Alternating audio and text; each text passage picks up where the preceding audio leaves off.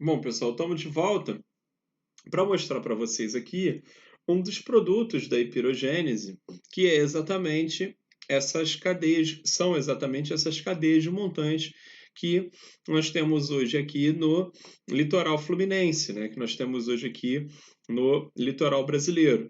Então, por exemplo, o Parque Nacional da Serra dos Órgãos, que se estende por Teresópolis, Petrópolis, ah, aqui os maciços, né, que cortam a cidade do Rio de Janeiro, como é o caso do maciço da Tijuca, bem como as ilhas, né, cujo topo a gente consegue ver, tá, da Praia de Ipanema, principalmente, que a gente chama de arquipélago das Ilhas Cagarras, tá?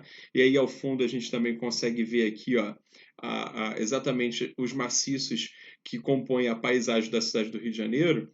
Essas montanhas elas são um produto da hipirogênese. Tá? Se a gente lembrar que a placa africana e a placa sul-americana um dia estiveram juntas, tá? Quando houve o processo de hipirogênese, ou seja, imaginem duas placas que formavam, na verdade, uma só. Tá? E aí, quando houve a hipirogênese, essas placas se separaram, né? Quando houve a atividade sísmica, essas placas tomaram uma pancada aqui de baixo para cima por conta do material magmático que emergiu. Né? Elas, o relevo, a crosta terrestre, ela se elevou, tá? E começou a se separar. Tá certo? E é justamente essa elevação, tá, que forma esse complexo de montanhas que a gente tem hoje aqui no litoral brasileiro, que começa lá atrás, Serra da Mantiqueira, tá, Serra dos Órgãos, os nossos maciços aqui, Tijuca, Pedra Branca, tá, e as ilhas, vou voltar lá para mostrar para vocês, essas ilhas aqui que a gente vê hoje das nossas praias, né, do nosso litoral, que também são cadeias de montanhas. Porém, elas estão em boa parte submersas, né, por conta do nível em que os mares e oceanos estão hoje.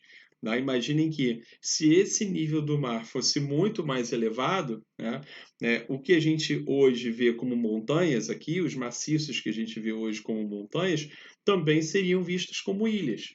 Tá certo? Por quê? Porque a base estaria submersa por um nível do mar supostamente mais elevado. Da mesma maneira, né, se o nível do mar estivesse recuado, nós veríamos essas ilhas aqui não como ilhas e sim como montanhas. Tá? Então, é algo que depende exatamente do nível, tá, dos mares e oceanos. Mas o importante é a gente entender que, tá, essas montanhas que a gente tem aqui no litoral do Rio de Janeiro, né, em boa parte do litoral, principalmente do sudeste e do sul do Brasil, elas foram formadas, elas são um produto, elas são um resultado daquele processo de pirogênese, da separação das placas. Tá? E como esse processo é um processo muito antigo, essas montanhas elas já passaram por muitos processos, tá, de desgaste, a gente vai falar disso daqui a pouco, mais especificamente de intemperismo. Portanto, essas montanhas elas são muito mais baixas, né? Têm altitudes muito mais modestas do que a Cordilheira do Himalaia. O Everest tem lá 8.850 metros, ou mesmo aqui a Cordilheira dos Andes, o Monte Aconcagua tem quase 7.000 metros de altitude.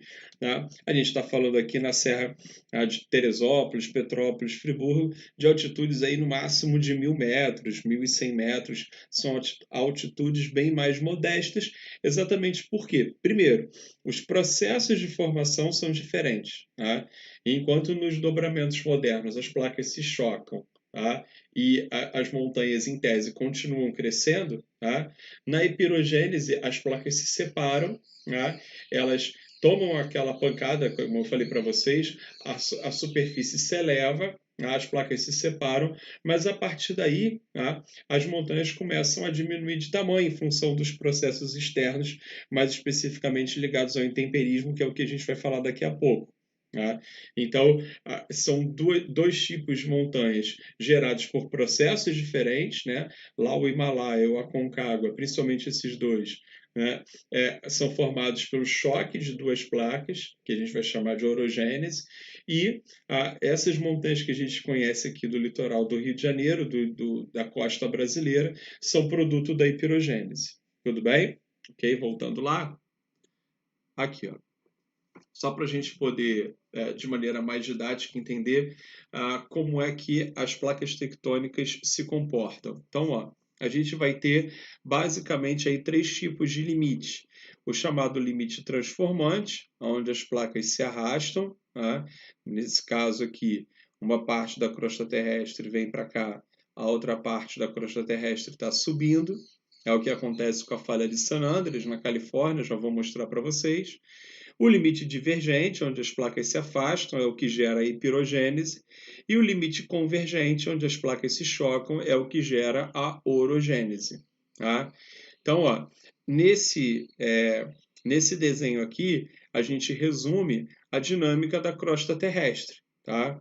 Ou seja, lugares onde a placa tectônica, as placas tectônicas se afastam, lugares onde as placas tectônicas se chocam. Tá?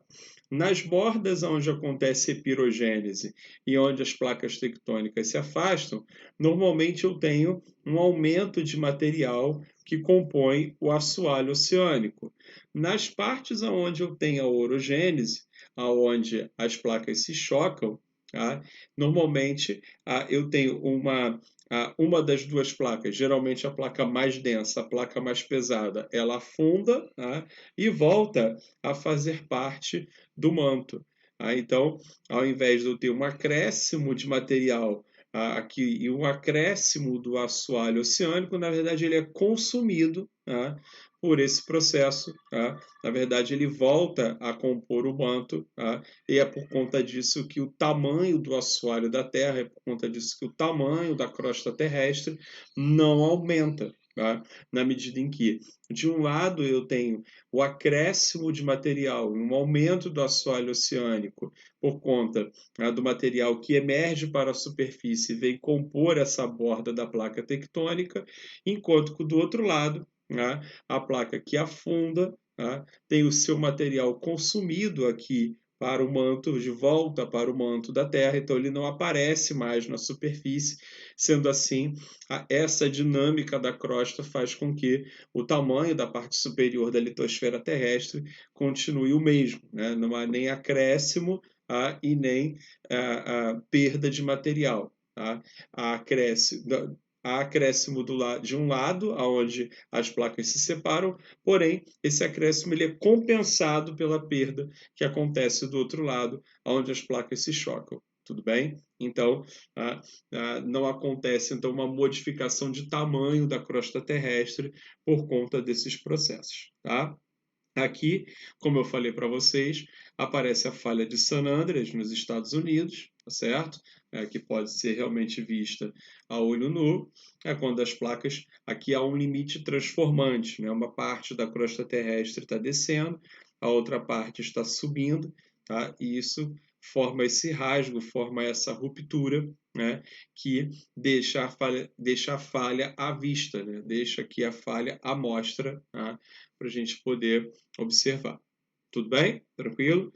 Vou dar aqui mais uma paradinha para a gente começar a falar, então, dos agentes externos. Até agora a gente falou dos chamados agentes internos, tá? De formação do relevo, tá?